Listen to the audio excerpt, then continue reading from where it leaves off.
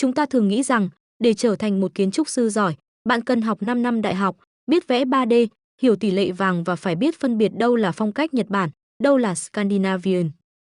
Nhưng hôm nay, tôi xin giới thiệu những kiến trúc sư không có bằng cấp, không biết AutoCAD, thậm chí còn không có bàn tay để cầm thước, nhưng vẫn xây nên những công trình mà nhiều kỹ sư loài người cũng phải ngả nón cúi đầu.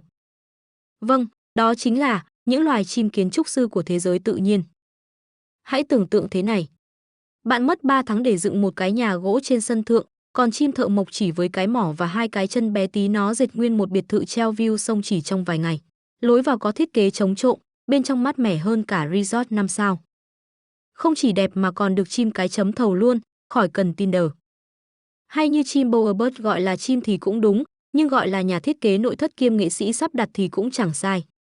Hay thậm chí là chim ó biển, Osprey, xây tổ to như tổ ong vò vẽ phiên bản nâng cấp, dùng cả que cây, rong biển và dây giày cũ. Tóm lại, nếu thế giới chim mà có hội thi nhà đẹp chim xây thì loài người chúng ta chắc.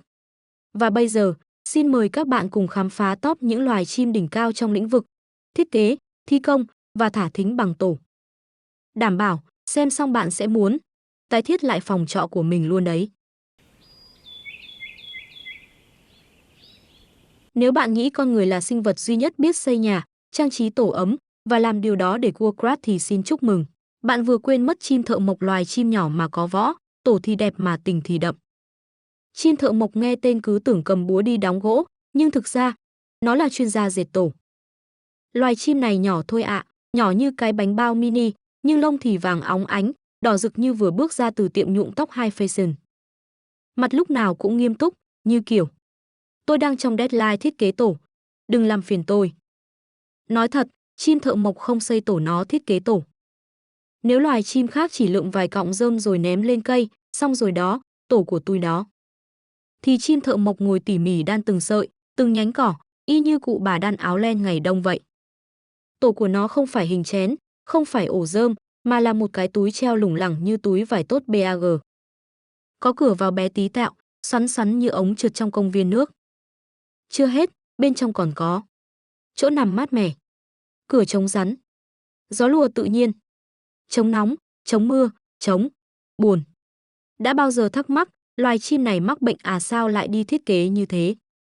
Đối với loài chim này, xây tổ không chỉ để sống, nhưng quan trọng hơn là để tán tỉnh bạn đời. Chim đực xây tổ, chim cái tới xem mẫu nhà.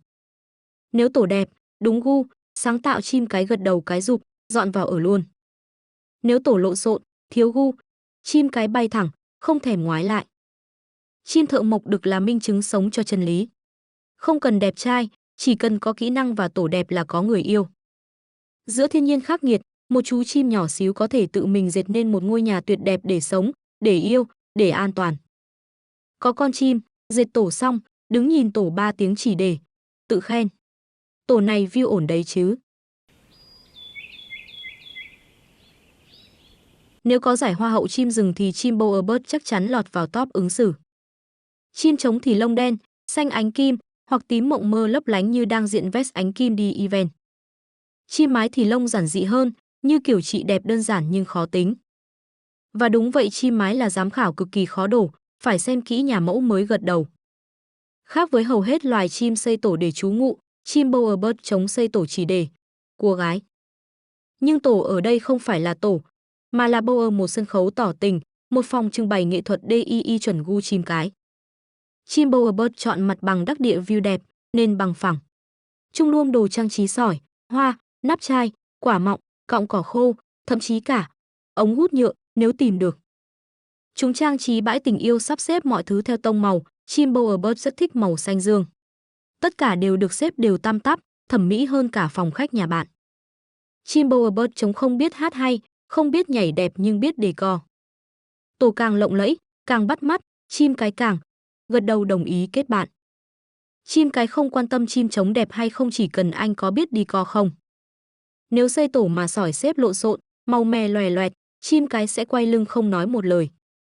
Chim Bowerbird không chỉ là chim, nó là nhà thiết kế nội thất tối giản, nghệ sĩ sắp đặt nghệ thuật đương đại, CEO phòng trưng bày yêu đương cá nhân, người tiên phong trong ngành, tán tỉnh bằng thị giác.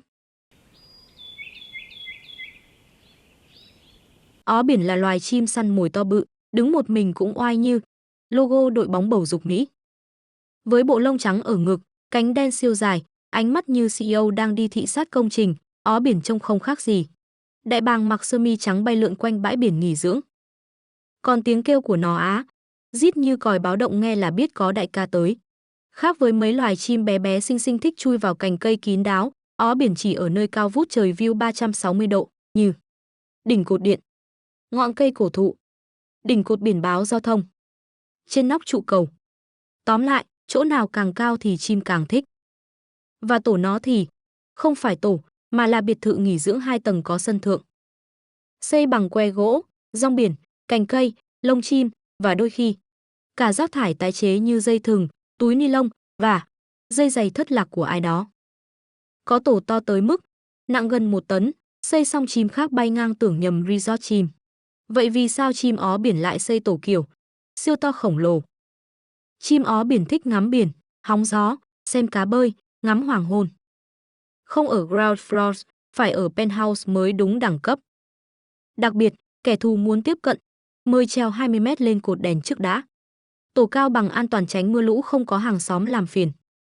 Ó biển là kiểu người nếu không đi săn thì đang sửa tổ, trang trí tổ hoặc mở rộng tổ.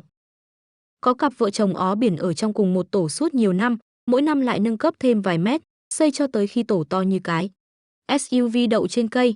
Nếu chim khác là dân thường, thì ó biển là giới thượng lưu trong thế giới chim. Nó xây tổ vừa to, vừa cao, vừa lộng lẫy đúng kiểu nhà vừa để ở, vừa để khè.